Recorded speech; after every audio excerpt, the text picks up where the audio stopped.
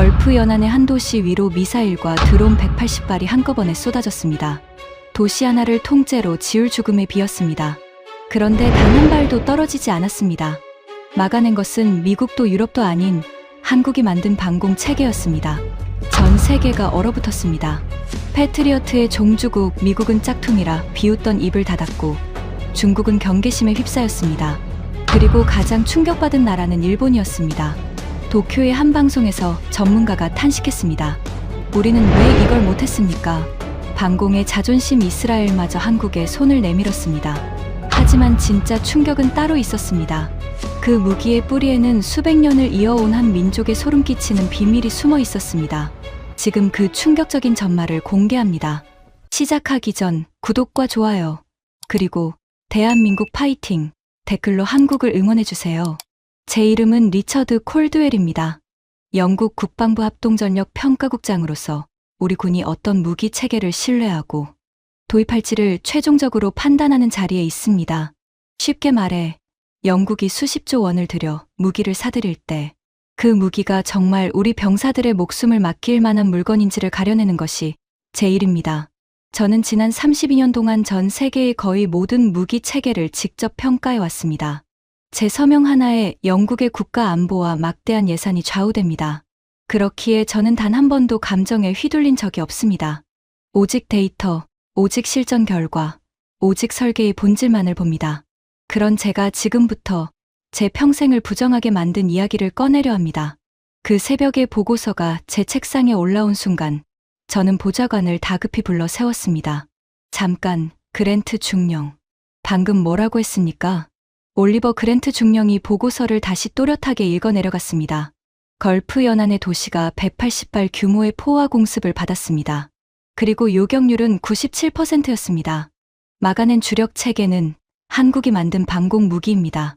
순간 집무실 안에 무거운 정적이 내려앉았습니다. 저는 들고 있던 만년필을 천천히 내려놓았습니다. 창밖으로는 런던 특유의 회색 비가 소리 없이 내리고 있었습니다. 빗방울이 유리창을 타고 흘러내렸고 방 안에는 오래된 종이 냄새와 식어버린 차의 향이 희미하게 감돌았습니다. 97%. 그 숫자가 제 머릿속을 떠나지 않았습니다. 저는 그 숫자가 거짓이라고 생각했습니다. 아니, 거짓이기를 바랐습니다. 왜냐하면 그 숫자가 사실이라면 제가 32년 동안 믿어온 모든 것이 흔들리기 때문이었습니다. 솔직하게 고백하겠습니다. 저는 한국 무기를 믿지 않았습니다. 제 평가 기준은 단순하고 명확했습니다. 세상에서 가장 강한 방패는 미국이 만들고 가장 정교한 창은 유럽이 만든다. 이것이 32년 동안 단 한 번도 틀린 적 없는 제 진리였습니다. 방공 무기에 있어서는 더욱 그랬습니다. 적의 미사일을 하늘에서 요격한다는 것은 무기 공학의 정점입니다. 시속 수천 킬로미터로 날아오는 표적을 단 몇 초 안에 탐지하고 추적하고 정확히 맞춰 떨어뜨려야 합니다. 그것도 단 한 발이 아니라 수십 발이 동시에 쏟아질 때 그 모든 것을 한꺼번에 처리해야 합니다. 이건 아무 나라나 흉내낼 수 있는 영역이 아닙니다. 그래서 저는 오직 두 가지만 신뢰했습니다. 미국의 패트리어트, 그리고 검증된 유럽의 체계들. 그 외의 것은 제 검토 목록에 오를 자격조차 없었습니다. 한국이라는 나라가 무기를 만든다는 사실 정도는 알고 있었습니다. 전차도 만들고 자주포도 만든다고 들었습니다. 그러나 제 엄격한 기준에서 한국은 아직 실전이라는 시험을 통과하지 못한 변방의 후발주자에 불과했습니다. 특히 방공 미사일은 더더욱 회의적이었습니다. 저는 속으로 이렇게 단정했습니다. 그것은 분명 미국 패트리어트의 기술을 어깨너머로 베낀 값싼 짝퉁일 것이다. 가격이 싸고 납기가 빠르니 돈 없는 나라들이 임시방편으로 사들이는 물건일 것이다. 진짜 전쟁터에 내놓으면 형편없이 무너질 겉만 번지르르한 모조품일 것이다. 이런 제 생각에는 사실 더 깊은 뿌리가 있었습니다. 제 아버지는 영국 공군의 방공 장교였습니다. 평생을 하늘을 지키는 일에 바친 분이었습니다. 제가 어릴 때 아버지는 한 가지를 거듭 강조하셨습니다. 리처드, 창은 한 번 빗나가도 다시 던지면 된다.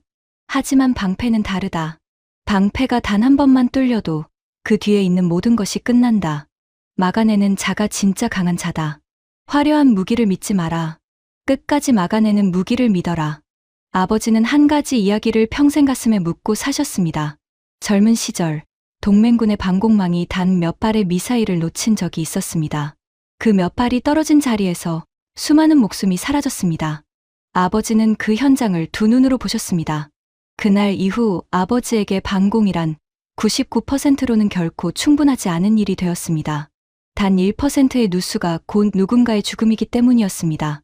제 집무실 책상 위에는 아버지가 물려주신 낡은 회중시계가 놓여 있습니다. 군복을 입은 아버지의 빛바랜 흑백 사진과 함께 말입니다. 저는 무거운 결정을 내릴 때마다 그 회중시계를 손에 쥐곤 했습니다. 차가운 금속의 감촉이 손바닥에 닿을 때면 아버지의 말씀이 다시 귓가에 울렸습니다. 마가네는 자가 진짜 강한 자다. 그렇기에 저는 더더욱 한국 무기를 인정할 수 없었습니다.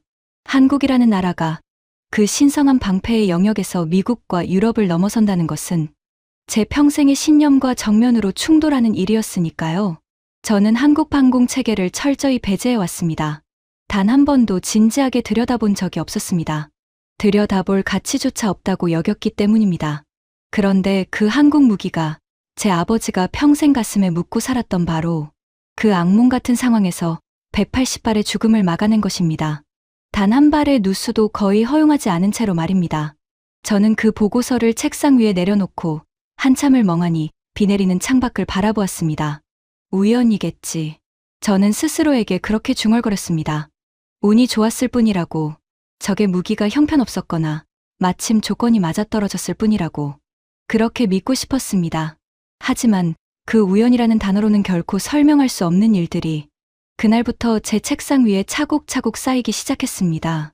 사실 그 새벽의 공습은 갑작스러운 일이 아니었습니다. 얼마 전부터 전 세계의 안보 지형이 무섭게 요동치고 있었기 때문입니다.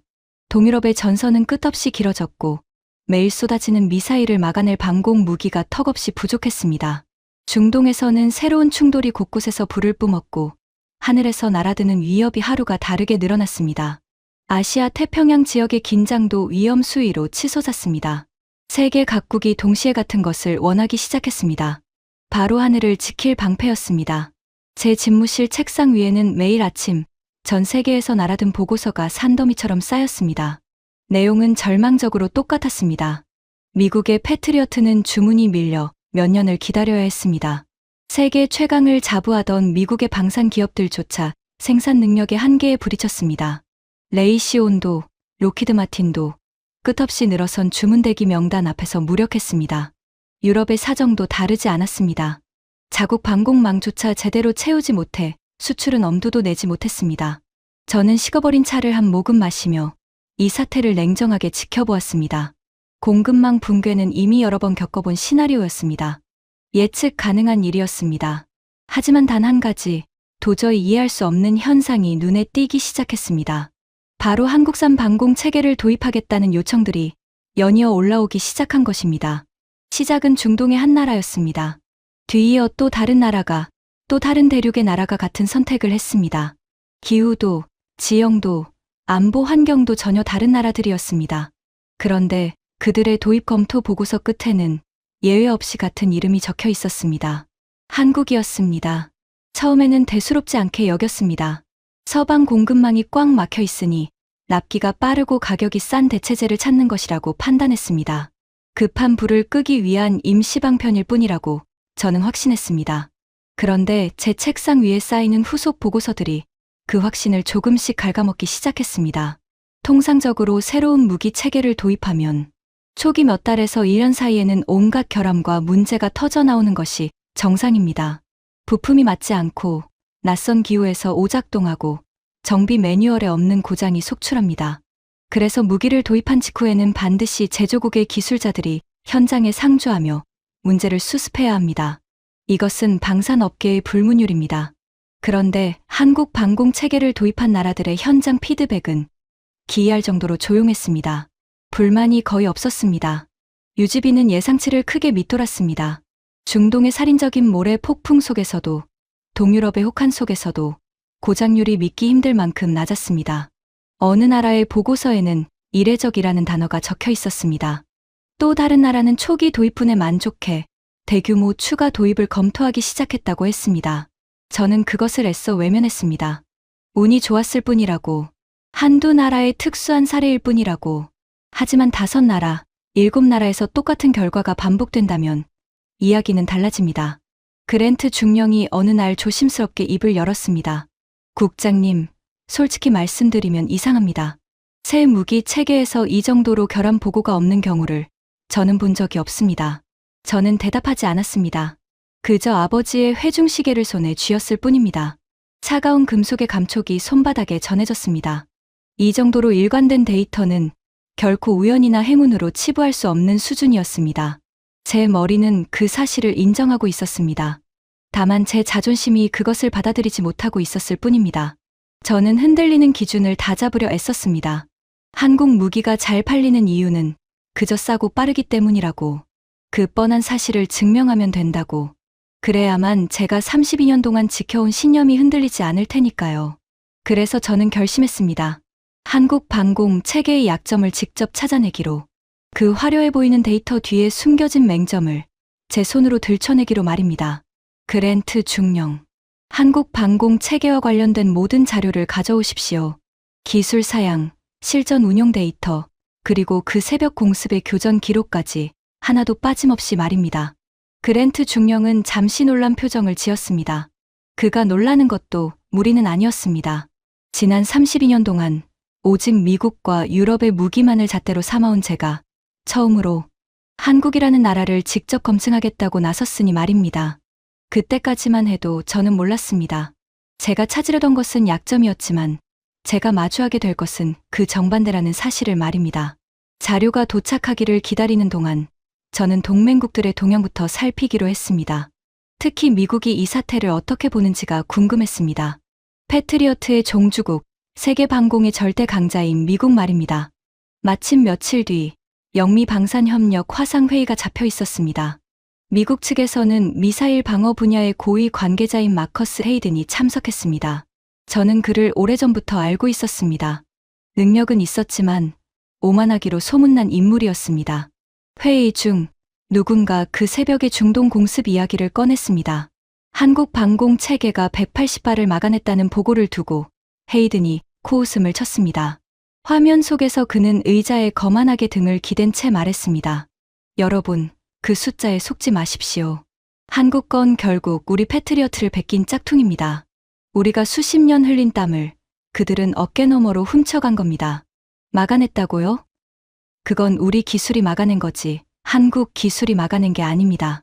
회의실의 다른 참석자들이 어색하게 침묵했습니다. 헤이든은 그 침묵을 자기 말에 대한 동의로 받아들였는지 한층 더 거만한 표정으로 말을 이었습니다. 솔직히 말하죠. 그런 변방 국가 무기에 진지하게 시간을 쏟는 것 자체가 우리 격에 안 맞습니다. 곧 결함이 터질 겁니다. 두고 보십시오. 짝퉁은 결국 짝퉁이니까요.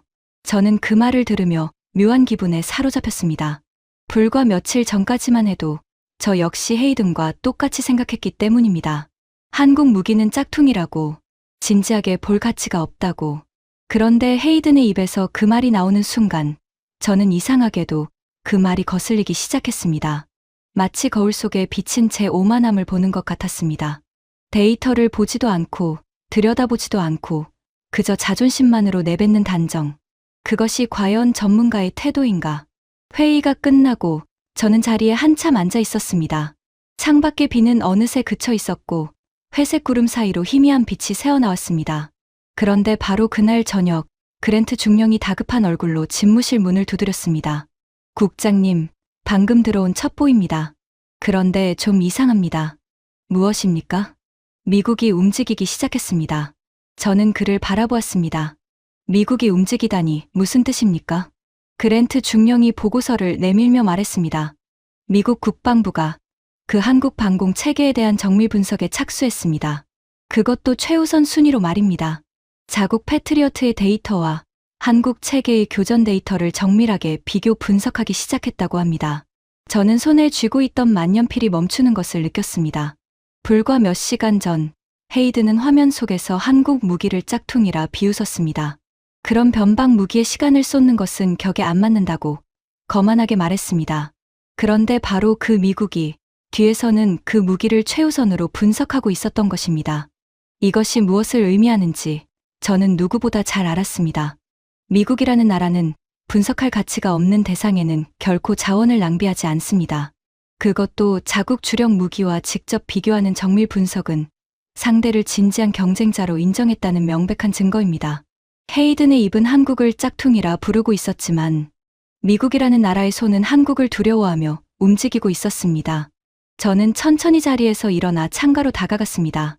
구름 사이로 새어나온 빛이 젖은 런던 거리를 비추고 있었습니다. 저는 아버지의 회중시계를 손에 쥐었습니다. 그 차가운 감촉 위로 아버지의 목소리가 다시 들려오는 듯했습니다. 화려한 무기를 믿지 마라. 끝까지 막아내는 무기를 믿어라. 어쩌면 제가 평생 찾아 헤맨 그 진짜 방패가 제가 가장 무시했던 곳에 있었던 것은 아닐까. 저는 그 낯선 두려움을 애써 억눌렀습니다. 아직은 아니었습니다. 데이터를 보기 전까지는 저는 결코 무너지지 않을 작정이었습니다. 그랜트 중령. 그 새벽 공습의 교전 기록, 1초 단위로 분석된 원본 데이터를 구해 오십시오. 한국 체계가 정확히 무엇을, 어떻게, 어떤 순서로 막아냈는지 모든 것을 봐야겠습니다. 그랜트 중령이 고개를 끄덕이고 방을 나섰습니다. 홀로 남은 집무실에서 저는 식어버린 차를 마저 마셨습니다. 쓴맛이 입안에 오래 남았습니다. 그때까지만 해도 저는 그 교전 데이터의 첫 페이지를 넘기는 순간 제 32년이 무너지기 시작할 줄은 꿈에도 알지 못했습니다. 교전 데이터의 원본이 제 집무실에 도착하기까지는 나흘이 걸렸습니다. 그랜트 중령이 건넨 것은 얄팍한 서류가 아니었습니다. 그 새벽 공습의 모든 순간이 1초 단위로 기록된 방대한 분석 자료였습니다. 어떤 표적이 언제 어디서 탐지되었고 어떤 무기가 어떤 순서로 그것을 요격했는지가 빼곡히 담겨 있었습니다. 저는 그날 오전 모든 일정을 취소했습니다. 책상 위 모니터 세대를 켜고 한쪽에는 한국 방공 체계의 교전 기록을, 다른 쪽에는 같은 도시에 함께 배치되어 있던 미국 패트리어트의 기록을 띄웠습니다. 그렇습니다. 그날 그 도시에는 두 나라의 방패가 나란히 서 있었습니다. 미국의 패트리어트와 한국의 방공 체계가 말입니다. 저는 처음부터 미국 패트리어트가 그 밤의 주역이었을 것이라 확신했습니다. 한국 무기는 그저 곁에서 거들었을 뿐이라고 믿었습니다. 그 확신을 증명하기 위해 저는 데이터를 처음부터 끝까지 집요하게 추적했습니다. 공습은 새벽의 가장 어두운 시각에 시작되었습니다. 처음 날아든 것은 순항 미사일 한 무리였습니다. 패트리어트가 즉각 반응했습니다. 정확하게 요격했습니다. 역시 패트리어트라고 저는 속으로 고개를 끄덕였습니다. 하지만 그것은 시작에 불과했습니다. 곧이어 두 번째, 세 번째 무리가 밀려들었습니다. 탄도미사일과 자폭 드론이 뒤섞인 채로 말입니다. 그것들은 서로 다른 고도에서, 서로 다른 속도로, 서로 다른 방향에서 동시에 날아들었습니다. 한꺼번에 수십 개의 표적이 하늘을 가득 메웠습니다. 바로 그 순간 데이터에 이상한 구간이 나타났습니다. 패트리어트의 처리 속도가 밀려드는 표적의 수를 따라가지 못하기 시작한 것입니다. 한 발을 요격하는 사이 세 발이 더 날아들었습니다. 표적이 너무 많았습니다. 패트리어트의 레이더가 추적할 수 있는 한계를 넘어선 것입니다. 데이터상으로 패트리어트가 미처 손대지 못한 표적들이 생겨나기 시작했습니다. 저는 모니터 앞으로 몸을 바짝 당겼습니다. 심장이 빠르게 뛰기 시작했습니다. 만약 그 표적들이 그대로 도심에 떨어졌다면 그 도시는 불바다가 되었을 것입니다. 수많은 사람이 죽었을 것입니다.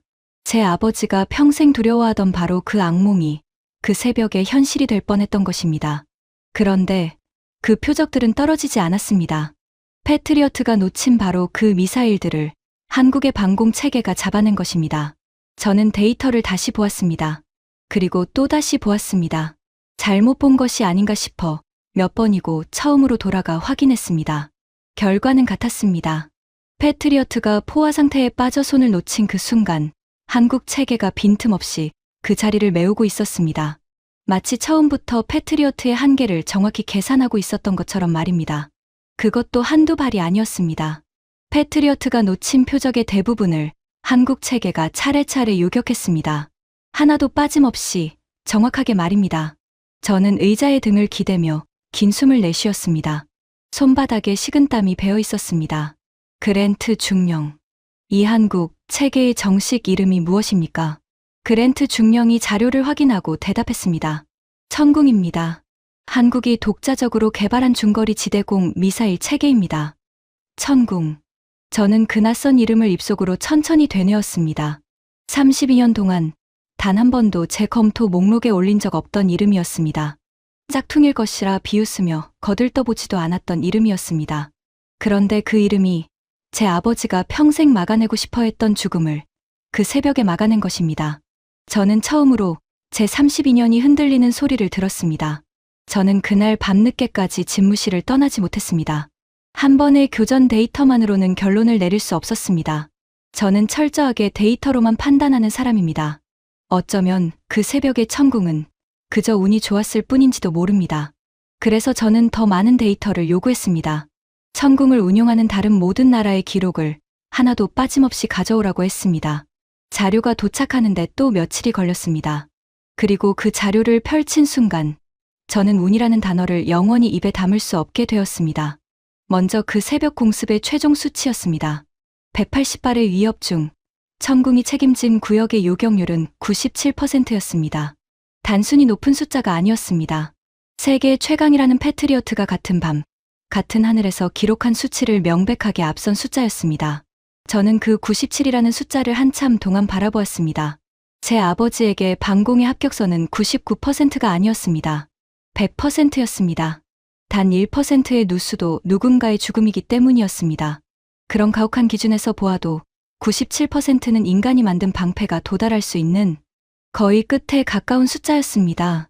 그것도 180발이 한꺼번에 쏟아진 가장 극단적인 포화 공습 속에서 나온 숫자였습니다. 하지만 저를 진짜로 얼어붙게 만든 것은 요격률이 아니었습니다. 바로 반응 시간이었습니다. 천궁은 표적을 탐지한 순간부터 그것을 요격하기까지 걸린 시간이 비정상적으로 짧았습니다. 사람이 눈을 한번 깜빡이는 그 짧은 순간에 천궁은 표적을 발견하고 식별하고 위협의 우선순위를 매기고 가장 위험한 것부터 차례로 요격하고 있었습니다.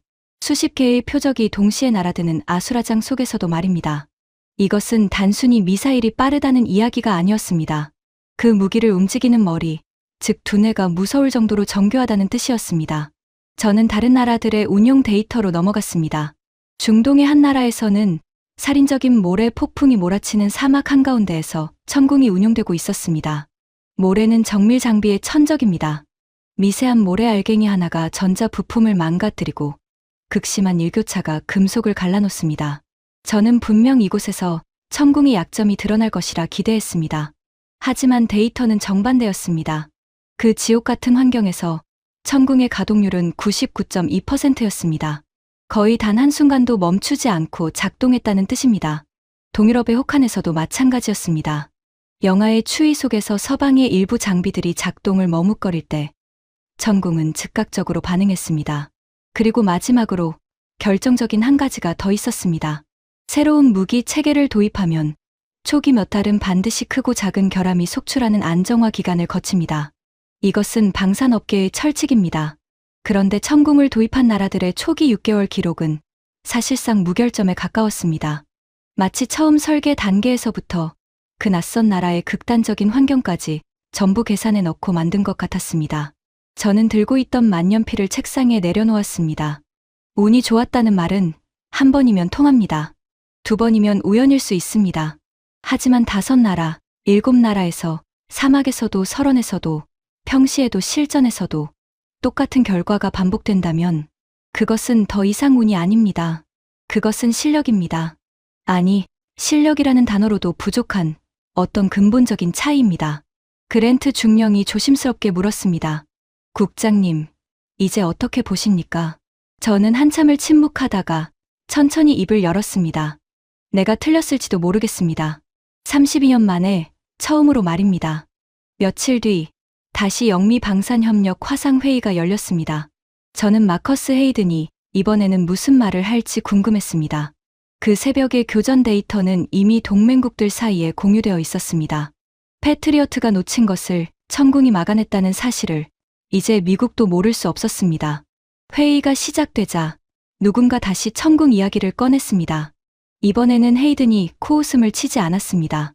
그는 화면 속에서 굳은 표정으로 앉아 있었습니다. 며칠 전 한국건 짝퉁이라며 거만하게 등을 기대던 그 모습이 아니었습니다. 누군가 패트리어트의 포화 대응 한계에 대해 묻자 헤이드는 말을 더듬었습니다. 그러니까 그날은 표적수가 비정상적으로 많았고 여러 변수가 겹쳐서 그는 변명을 늘어놓았습니다. 하지만 그 변명조차 힘이 없었습니다. 회의실의 누구도 그의 말에 고개를 끄덕이지 않았습니다. 데이터가 이미 모든 것을 말하고 있었기 때문입니다. 저는 그 모습을 보며 묘한 감정에 사로잡혔습니다. 통쾌함과 부끄러움이 동시에 밀려왔습니다. 통쾌했던 것은 그 오만한 입이 마침내 닫혔기 때문이고, 부끄러웠던 것은 불과 얼마 전까지 저 역시 똑같은 입이었기 때문입니다. 한국을 짝퉁이라 비웃던 미국의 입이 마침내 침묵했습니다. 하지만 진짜 충격은 그날 밤에 찾아왔습니다. 그랜트 중령이 한밤중에 전화를 걸어왔습니다. 그의 목소리는 평소와 달리 떨리고 있었습니다. 국장님, 믿기 힘든 첩보가 들어왔습니다. 무엇입니까? 이스라엘이 한국에 접촉했습니다. 저는 순간 제 귀를 의심했습니다. 이스라엘이라고 했습니까? 그렇습니다. 이스라엘 방공 당국이 한국 측에 천궁의 기술 협력을 공식적으로 타진했습니다. 그것도 가장 높은 수준의 비공개 접촉이라고 합니다. 저는 수화기를 든 채 한참을 말없이 서 있었습니다. 이것이 얼마나 충격적인 일인지 방산을 아는 사람이라면 누구나 알 것입니다. 이스라엘은 건국 이래 단 하루도 전쟁의 위협에서 자유로웠던 적이 없는 나라입니다. 그들의 하늘은 끊임없이 날아드는 로켓과 미사일에 시달려왔습니다. 그래서 그들은 세계에서 가장 정교한 방공망을 스스로 만들어냈습니다. 아이언돔이라는 전 세계가 인정하는 방공의 상징을 말입니다. 방공에 관한 한 이스라엘은 세계 최고의 자존심을 가진 나라입니다. 그들은 남의 무기를 함부로 신뢰하지 않습니다. 자신들이 직접 만들고 직접 실전에서 검증한 것만을 믿습니다. 그런 이스라엘이 한국의 방공 기술에 먼저 손을 내밀었다는 것입니다. 이것은 단순한 호기심이 아닙니다. 세계에서 방공을 가장 잘 아는 나라가 한국의 기술을 자신들과 대등한, 아니 어쩌면 배울 점이 있는 상대로 인정했다는 뜻입니다. 며칠 뒤 이스라엘 측의 한 고위 관계자가 비공식 자리에서 남긴 말이 여러 경로를 통해 제 귀에까지 들어왔습니다. 다니엘 레비라는 이스라엘 방공 분야의 핵심 인물이었습니다. 그는 이렇게 말했다고 합니다. 우리는 하늘을 지키는 일에 누구보다 진심인 나라입니다. 그렇기에 진짜를 알아봅니다. 한국이 만든 것은 진짜였습니다. 저는 그 말을 전해 듣고 한동안 자리에서 일어나지 못했습니다. 미국이 침묵했고 이스라엘이 손을 내밀었습니다. 세계에서 방공을 가장 잘 안다는 두 나라가 동시에 한국을 향하고 있었습니다. 이쯤 되자 저는 더 이상 한국 무기의 약점을 찾는다는 핑계를 댈 수 없었습니다. 제가 찾아야 할 것은 약점이 아니었습니다. 제가 찾아야 할 것은 도대체 이 무기 안에 무엇이 들어있길래 세계가 동시에 한 곳을 바라보는가 하는 그 근본적인 이유였습니다. 저는 그날부터 접근 방식을 완전히 바꿨습니다. 지금까지 저는 무기를 평가할 때 오직 숫자만을 보았습니다. 사거리가 몇 킬로미터인지, 최고 속도가 얼마인지, 레이더의 탐지 거리가 어디까지인지, 가장 화려한 수치를 가진 쪽이 가장 강한 무기라고 믿었습니다. 그것이 제 유일한 잣대였습니다. 그래서 저는 천궁의 단편적인 성능부터 다시 살폈습니다. 그리고 솔직히 약간의 안도감을 느꼈습니다. 몇몇 단일 성능 지표에서는 서방의 최상위 무기들이 천궁보다 앞서는 항목이 분명 존재했기 때문입니다. 가장 긴 사거리, 가장 빠른 속도 같은 것들 말입니다. 저는 속으로 생각했습니다. 역시 단순 성능만으로는 아직 서방을 넘지 못하는구나. 하지만 그 안도감은 오래가지 못했습니다. 저는 데이터를 다시 펼쳤습니다. 개별 무기의 스펙표를 치워버리고 그 새벽의 교전 전체를 하나의 그림으로 놓고 바라보았습니다. 단일 미사일 한 발이 무엇을 했는지가 아니라 체계 전체가 그 아수라장을 어떻게 통제했는지를 본 것입니다. 그리고 마침내 모든 것을 관통하는 한 가지를 발견했습니다. 천궁의 진짜 무기는 미사일 한 발의 화려한 성능이 아니었습니다. 그것은 적이 아무리 동시에 몰려와도 그 수적인 우위 자체를 무력화시켜버리는 구조였습니다. 서방의 방공 무기는 미사일 한 발의 성능을 극한까지 끌어올리는 데 집착합니다. 가장 멀리 날아가고 가장 빠르고 가장 정확한 한 발을 만드는 것에 모든 것을 겁니다. 그것은 적의 무기가 한 발 혹은 몇 발일 때는 무적입니다. 가장 위협적인 표적 하나를 확실하게 떨어뜨리는 데는 그보다 나은 것이 없습니다. 하지만 문제는 현대의 전쟁이 더 이상 그렇게 점잖게 진행되지 않는다는 것입니다. 이제 적은 한 발을 쏘지 않습니다. 수십 발, 수백 발을 한꺼번에 쏟아붓습니다. 값싼 자폭 드론과 미사일을 동시에 퍼부어 방어망을 숫자로 짓눌러 버리는 것입니다. 아무리 한 발 한 발이 강력한 방패라도 처리할 수 있는 양에는 한계가 있습니다. 그 한계를 넘어서는 순간 패트리어트가 그 새벽에 그랬던 것처럼 빈틈이 생깁니다. 그리고 그 빈틈으로 죽음이 새어들어옵니다. 한국의 기술자들은 바로 그 지점을 정확히 꿰뚫어 보고 있었습니다. 그들은 미사일 한 발의 성능을 무한정 끌어올리는 대신 전혀 다른 곳에 힘을 쏟았습니다. 수십 개의 표적이 동시에 날아들어도 그 모든 것을 한꺼번에 탐지하고 위험한 순서대로 분류하고 가장 효율적으로 나누어 요격하는 두뇌를 만든 것입니다. 한 발의 힘이 아니라 전체를 통제하는 힘을 택한 것입니다. 저는 의자에 깊이 몸을 기댔습니다. 등골이 서늘해졌습니다. 이것은 단순히 기술이 뛰어나다는 차원의 이야기가 아니었습니다.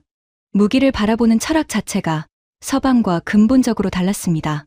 서방은 가장 강한 한 발을 묻습니다. 한국은 가장 무너지지 않는 전체를 묻습니다. 그리고 적이 숫자로 밀어붙이는 이 시대에 진짜로 하늘을 지켜낸 것은 가장 강한 한 발이 아니라 가장 무너지지 않는 전체였습니다. 그 새벽이 그것을 증명했습니다. 저는 아버지의 회중시계를 손에 쥐었습니다. 아버지의 목소리가 다시 떠올랐습니다. 마간에는 자가 진짜 강한 자다.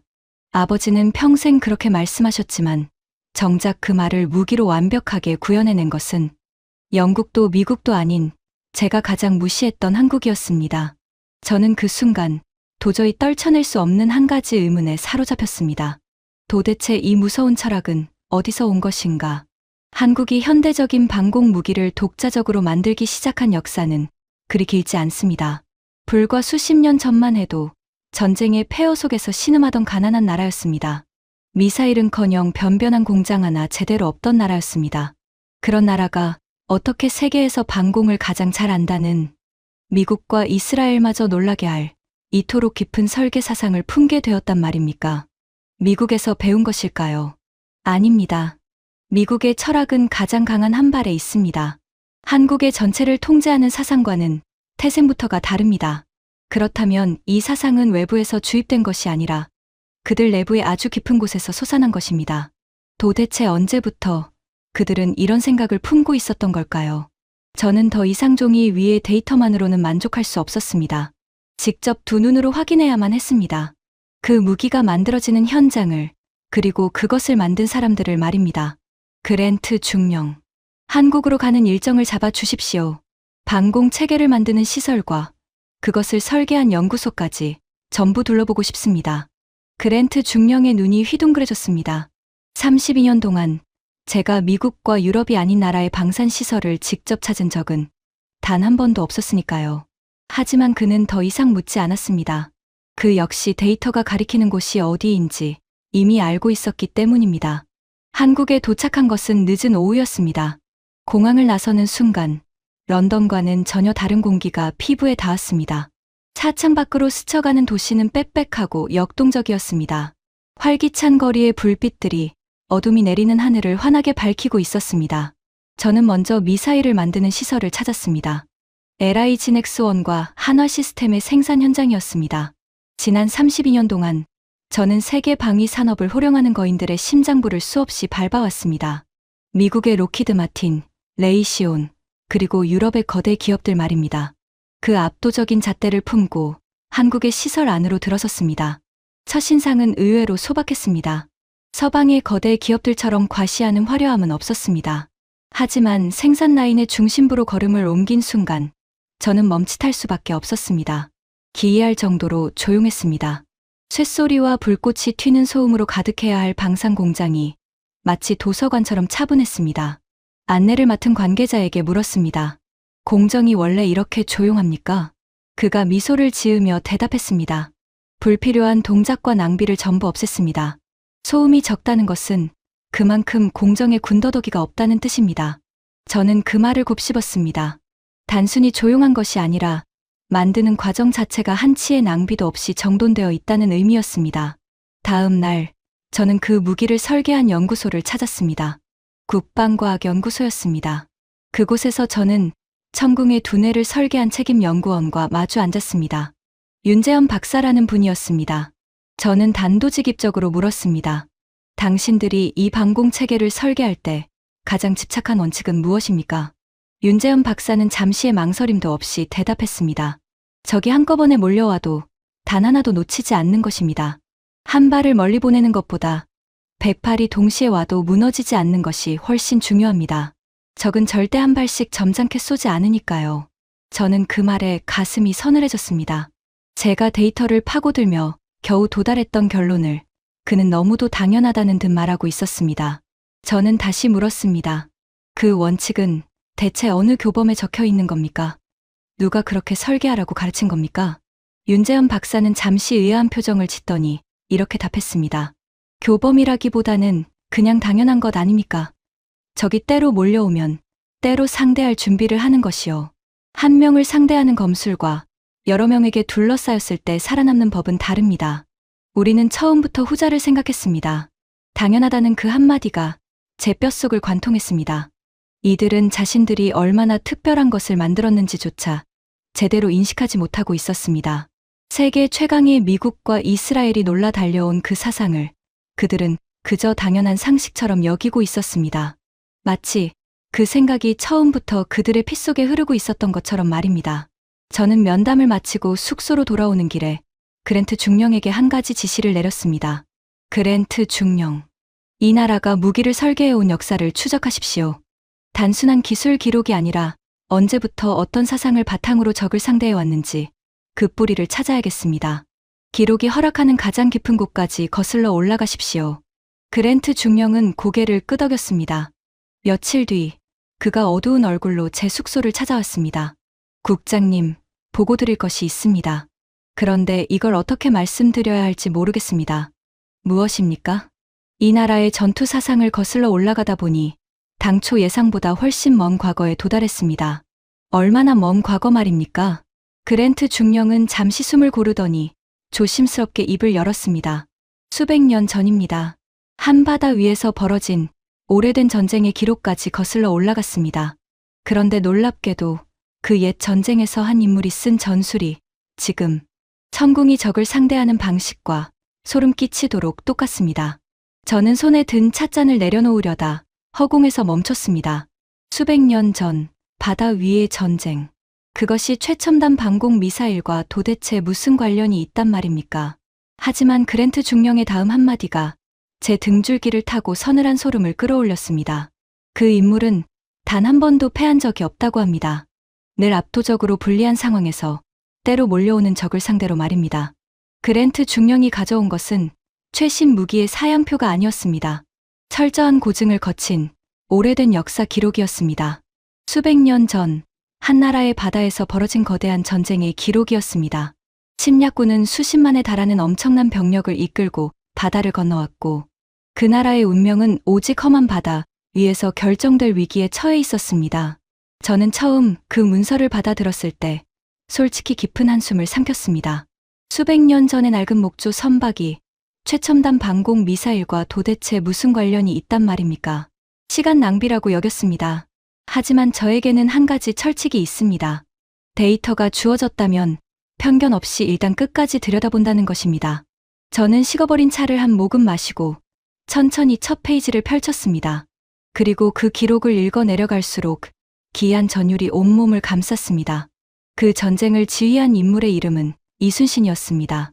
저는 영국인으로서 위대한 명장들의 이름이라면 누구보다 잘 안다고 자부해왔습니다. 트라팔가르의 영웅 넬슨 제독부터 사막의 여우라 불린 인물까지 전쟁의 물줄기를 바꾼 명장들을 연구하는 것이 제 일상이었습니다.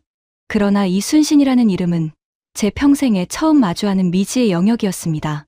오만한 서방의 군사학계가 그 아시아의 장수를 제대로 다루지 않았기 때문입니다. 가장 먼저 제 두 눈을 의심하게 만든 것은 그가 치른 전투의 횟수와 결과였습니다.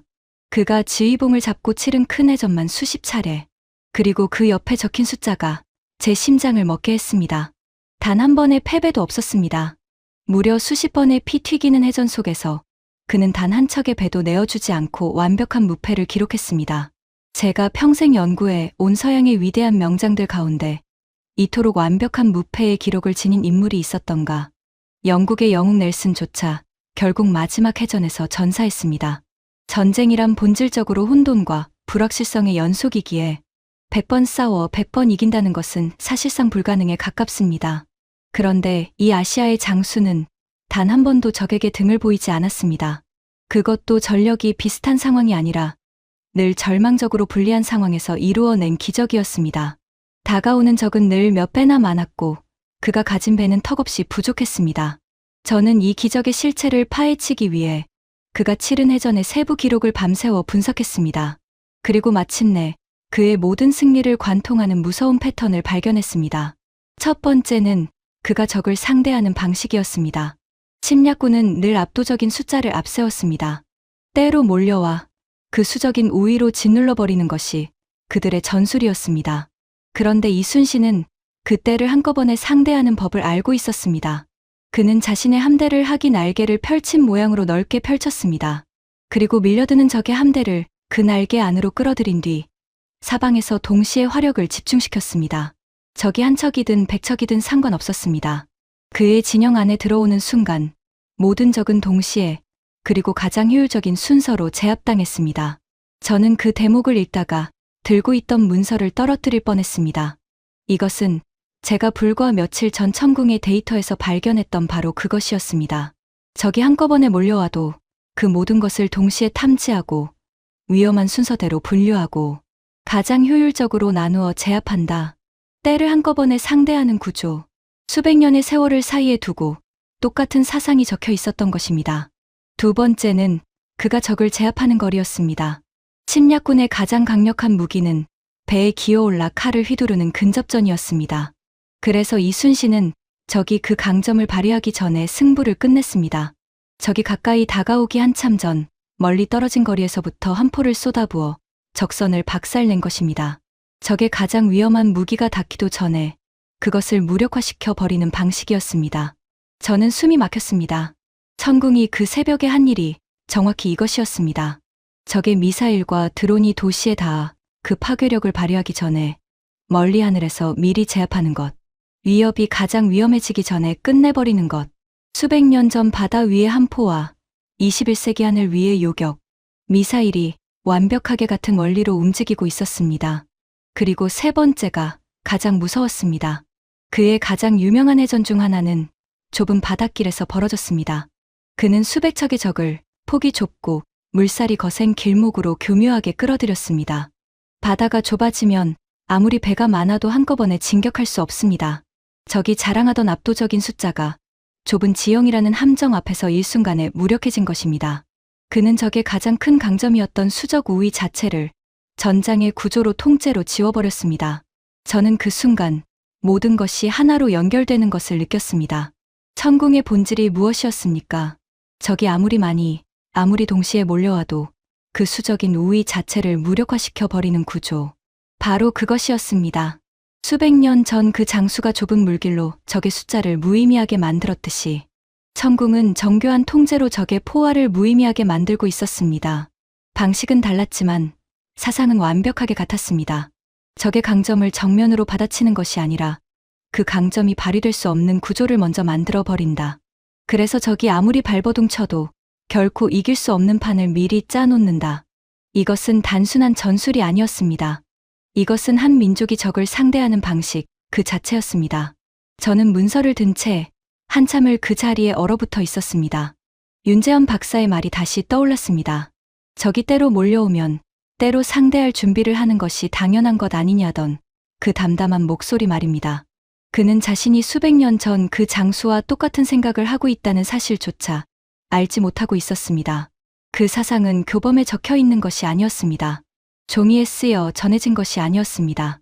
그것은 그 나라 사람들의 피 속에 새겨져 수백 년의 세월을 건너 소리 없이 흘러내려온 것이었습니다. 전쟁의 폐허도 가난도 그 무엇도 그 핏줄을 끊지 못했습니다. 저는 32년 동안 무기란 기술이라고 믿었습니다. 더 좋은 부품, 더 빠른 미사일, 더 정밀한 레이더. 그것이 강한 무기를 만든다고 믿었습니다. 하지만 저는 틀렸습니다. 완전히 틀렸습니다. 진짜 강한 무기는 사상에서 나옵니다. 적을 어떻게 바라보고 무엇을 가장 두려운 것으로 여기며 어떤 판을 짜서 이길 것인가. 그 깊은 사상이 먼저 있고 기술은 그 사상을 현실로 옮기는 도구일 뿐이었습니다. 한국은 그 사상을 수백 년 전부터 이미 완성해 두고 있었던 것입니다. 저는 한국에서의 마지막 밤을 끝내 잠들지 못한 채 보냈습니다. 창밖으로는 낯선 도시의 불빛이 빽빽하게 빛나고 있었습니다. 저는 그 불빛들을 바라보며 제 32년을 처음부터 다시 되짚었습니다. 저는 이 나라를 벼락부자라고 생각했습니다. 운 좋게 돈 좀 벌어 서방의 기술을 베껴 무기를 만드는 나라라고 비웃었습니다. 헤이든이 그랬듯이 짝퉁이라고 단정했습니다. 하지만 진실은 정반대였습니다. 이 나라는 벼락부자가 아니었습니다. 수백 년 전부터 적을 상대하는 법을 알고 있었고 때로 몰려오는 적 앞에서 어떻게 살아남는지를 피 속에 새기고 있던 무서운 사상의 민족이었습니다. 전쟁의 폐허 속에서 모든 것을 잃었어도 그 사상만큼은 결코 잃지 않았던 나라였습니다. 그리고 그 사상이 지금 전 세계의 하늘을 지키고 있었습니다. 런던으로 돌아오는 비행기 안에서 저는 낡은 수첩을 꺼내 한 글자씩 적어 내려갔습니다. 우리는 한국을 몰랐다. 우리가 본 것은 그들이 만든 무기의 겉모습뿐이었고 그 안에 흐르는 수백 년의 사상은 보지 못했다. 화이트홀의 집무실로 돌아온 저는 그동안 미뤄두었던 최종 보고서를 마침내 펼쳤습니다. 창밖에는 다시 런던에 비가 내리고 있었습니다. 저는 만년필을 들고 32년의 오만함을 내려놓은 채 한 줄씩 써내려갔습니다. 한국의 방공체계는 서방이 도입을 검토할 가치가 충분한 정도가 아니다. 그것은 새로운 기준이다. 적이 숫자로 밀어붙이는 이 시대에 하늘을 지키는 가장 진보한 해답이다. 보고서를 쓰는 동안 저는 책상 위에 놓인 아버지의 회중시계를 손에 쥐었습니다. 차가운 금속의 감촉이 손바닥에 전해졌습니다. 아버지, 당신이 평생 찾으셨던 그 진짜 방패가 어디에 있었는지 아십니까? 그것은 영국에도 미국에도 없었습니다.